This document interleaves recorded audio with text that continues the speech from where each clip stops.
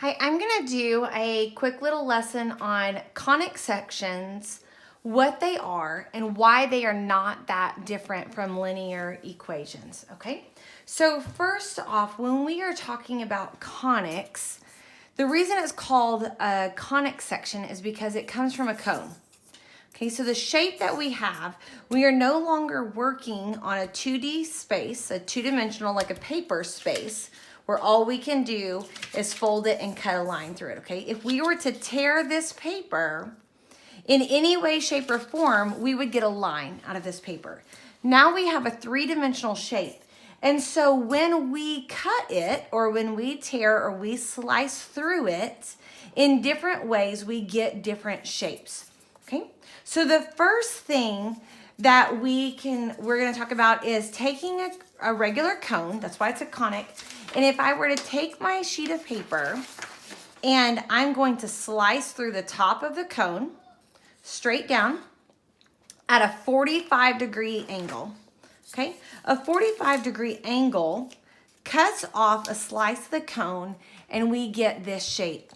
This is where our shape of the parabola comes from. It's the outer edge of our shape, okay? When it is cut at a 45-degree angle, the point from the vertex if we were on a graph, and we have a vertex, so point from our vertex to our next point, it would be a 1-to-1 ratio from 0, 0 to 1, 1.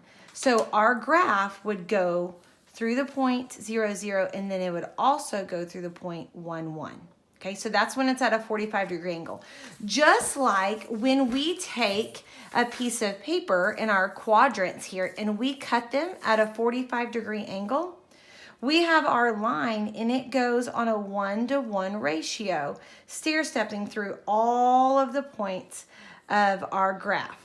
Okay, so this is at a 45 degrees. So same with a parabola, we've got a 1-to-1 ratio for that first box. Okay, if we take our conic and we cut it at a greater than a 45-degree angle, okay, so our number is getting bigger.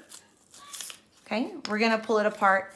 Now, if we were to compare these two and look at them across the bottom, so here's our standard where it initially starts at a 1-to-1 ratio. Now we have a much skinnier parabola, okay, for it. So just like for a linear equation, as we go from y equals x to y maybe equals 2x or 3x or 4x or 5x, how it's going to get steeper. In the same way, a parabola that would typically be shaped like this, so a 1 and then 4, there we go. The steep, whenever we take it and we get our numbers bigger, then our curvature is going to get steeper and steeper and steeper, and our parabola is going to be skinnier and skinnier and skinnier, okay? So let's look at our conic section again. So here's our 45-degree angle. What if we cut less than a 45-degree angle? When we cut off less than a 45-degree angle, we now have a parabola that is wider because we are taking off. If we think about it, we are coming closer and closer to the actual circle shape on the top, right?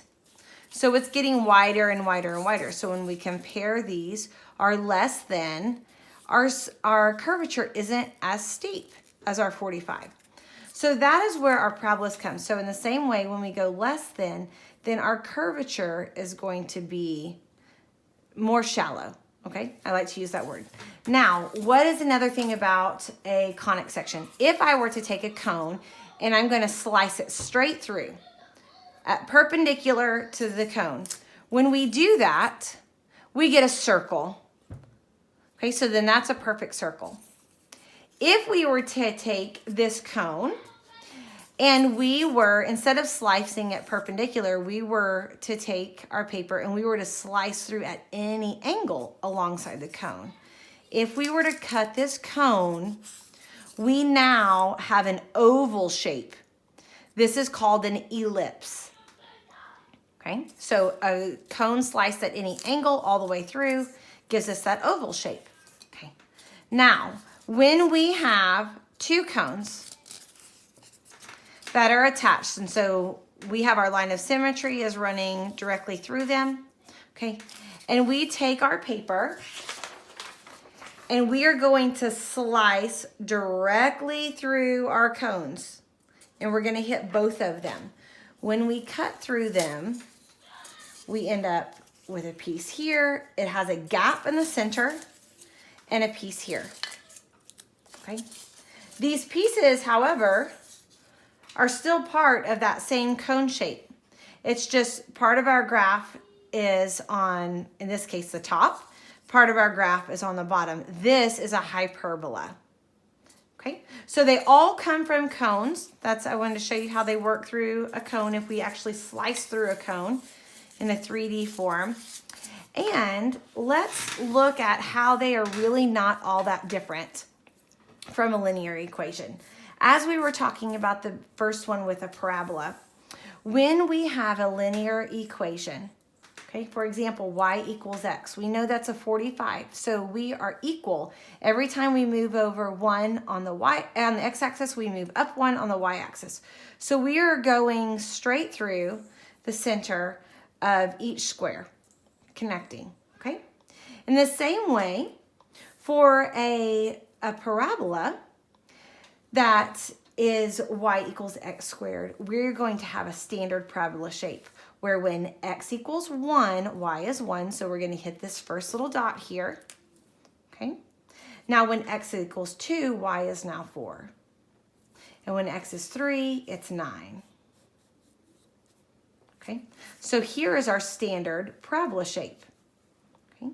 Now, for a linear equation, when we add an additional constant to our linear equation, it can move this line up or it can move it down. If we add a positive number, it moves our line up. If we move a negative number, if we add that, it moves our line down.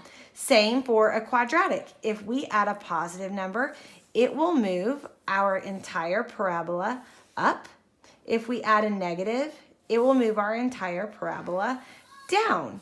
So the coefficient of your x determines both the slope for a linear equation or the curvature for a quadratic, and your constant will move your line or your graph either up or down along that way. It also determines what direction it goes. So let's look, if we had y equals 4x, we would have a rather steep slope because when x is 1, y is 4. Okay, so we're going to have a rather steep slope on that way.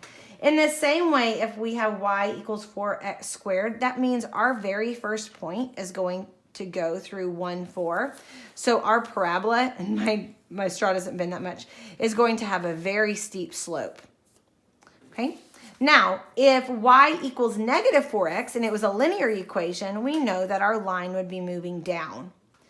In the same way, if we have a parabola that's y equals negative 4x squared, we would start with our part of our parabola curvature and it would be going down at a steep rate.